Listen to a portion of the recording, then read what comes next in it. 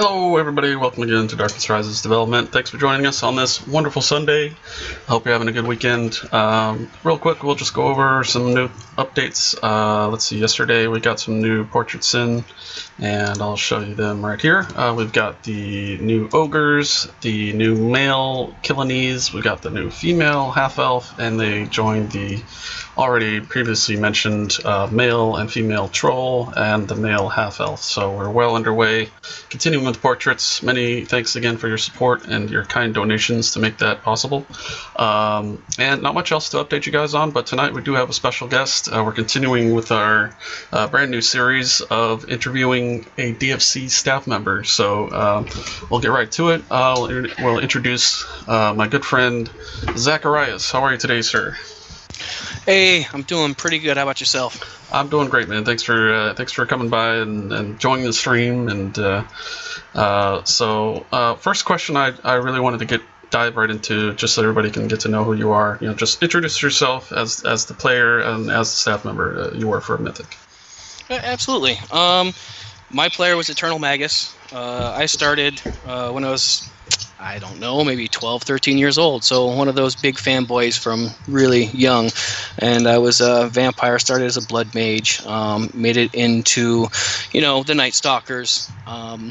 And thought I did pretty good, although, I look back, I'm pretty sure a lot of people beat me up in that game. But I was also Zackerias, the staff member, and started with Blaven doing events and actually ended up being the events master, running all the cool NPC invasions and stuff like that. So awesome. That's me in a nutshell, man. Yeah. So, and did you play the game for a long time before you decided you wanted to become staff, or how did that come about? Actually, quite a long time, probably 4 or 5 years of just playing the game and seeing it played and just enjoying it for what it was. And when I had digested really what it was, I wanted to become involved, become a part of evolving it. And the next step was to get in as a staff member. And I didn't get in as a staff member as DFC. It started because I also played Mage Storm, that they were looking for sysops for Mage Storm. And so I started on Mage Storm as Mythic Amadio, also Spellbinder as Mythic Amadio.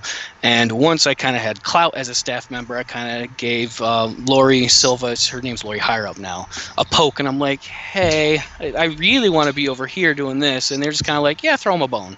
So I kind of had to work my way into it to kind of become a part of that environment. So. And if I'm not mistaken, you ended up being hired on as an actual employee of Mythic, right? So you're going to give all the audience bloody eyes towards me now. Yeah, I went from being a staff member to being employed at Mythic Entertainment as a content developer. And I try not to make the story too long, but, people always hate when I talk to children because they're like, "Yeah, how'd you get into the game industry? Tell them how hard and arduous it was." I was a high school dropout that played the game a lot. No, I volunteered. I did the message boards. I did the sysopping.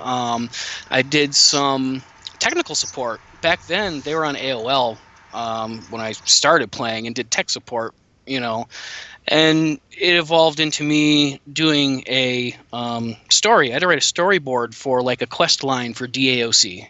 And I wrote a storyline that they really liked, and I got my interview, and they said, look, we'd love to have you come on as a content developer and work with us on DAOC. So that's how I kind of started working with EA.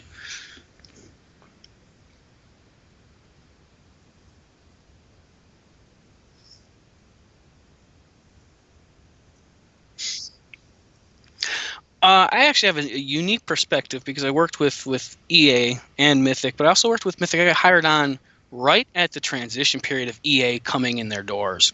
So they were still Mythic that hired me, which was kind of cool. And there are a lot of cool stories you can hear from a lot of the people that worked there. Mythic was, the dream startup company. And there are stories of like Chris Rabideau and some of the other producers going out to Staples to buy RAM for their servers because too many people signed up for Camelot or another game. And that's how by the seat of the pants they were. And it kind of really epitomizes what Mythic was. A seat of your pants. We really love what we do. Let's make these things awesome and just go with it on the fly. And that's what it was.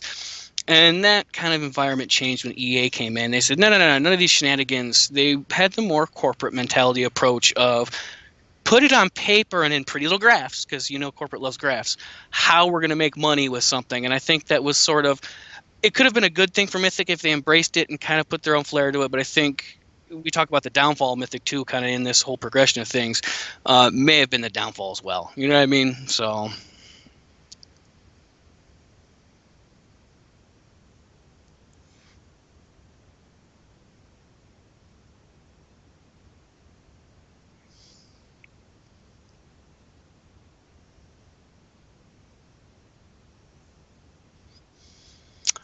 Yeah. The insider experience, and it's the truth that's realistic. No one wants to hear it. Kind of sucks. Is that just money? And it's not that it wasn't profitable.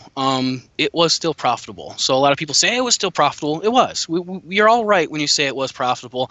They want to come in and see 30, 40, 50% profit margin. And so really the inside of that is we've got these old servers and old games. Sure, it doesn't cost a lot to upkeep them.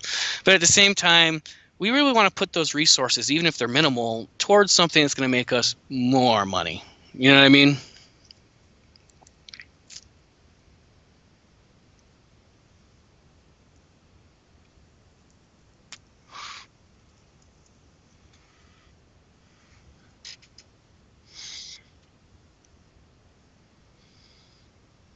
Oh, they'll let you know. I'm reading the chat. So. Oh yeah, sorry about that, guys. I switched my settings a little bit, so thanks for mentioning that. So okay, and then you said that when EA came in, they tried to structure it a little bit, and they obviously had a little more experience in creating AAA titles and whatnot. And did they come in and then they look at DFC and then did they just automatically say, oh well, this isn't going to work, or did they actually try to maybe take over and improve it?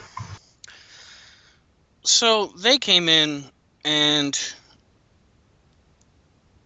from my perspective, and it's the perspective of a wide-eyed, I don't know anyone important in this company, so I wasn't privy to a lot of those higher discussions. It's something I've learned over time. But there was a producer, and I believe it was Chris Rabideau at the time, that they let continue to take care of that, their baby. And it's interesting to note too that they had other titles that they pulled before EA bought them over, so that they could pull those titles so EA would not own them, right? And part of some of the success of why EA wanted to, buy Mythic out was for like Darkness Falls and Mage Storm, some of those titles. That's why they kind of bid in. They also saw them as an uprise up company that they wanted to kind of take and capitalize on that. But long story short, sorry, I tend to ramble a lot.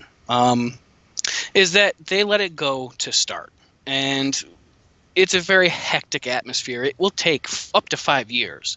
Once you buy a company out, up to 5 years before things start to really line up. And so if they had, and they did for maybe the first year or so, keep their head down, and they kept it afloat. At some point during their transition period, it came down to, all right, well, what's this expense? What's this server usage? What is this? What is that? And can you justify that? And what resources are towards that? And it became a bean counter thing. And then when you're in that transition period, there's kind of the creative, collaborative side, and then there's the corporate side, and they clash a lot, and it takes a lot of adjustment for corporate to back down and let someone be just a little bit more creative, because that's where you get some rockstar games, and the creative people to kind of say, yeah, I do know you need your money. And I think it could have been handled better and said, look, we do have a great community. There's some great ideas here we could have kept going with. But instead, I think people were looking on the horizon on DAOC and the new kind of generation of stuff. And it was like a sunset, and it was sad. And no one wanted to let things go, but it got let go. And I think, I don't want to say a good reason, because I love DFC. Love the game, absolutely. And I never want to see it go. But for the climate they were in at that time, and I'm not being apologetic for EA or anybody, but it was the right thing to do, because then they got DAOC moving, and it allowed them to do Warhammer. Now, if they continue to successfully do games, it would have been the right direction. Now, yeah, you can look back. Hindsight's 2020. So Right, it always is. So now, I guess what was your experience with Dark Ages Camelot? Did you were you with the company when that started, and you were part of that? So I was a staff member when it was an alpha and beta, and one of the cool things, I thought I was king shit for just being a staff member, being able to evolve the story and what was going on with DFC. But then this DAOC thing starts coming out, and lo and behold,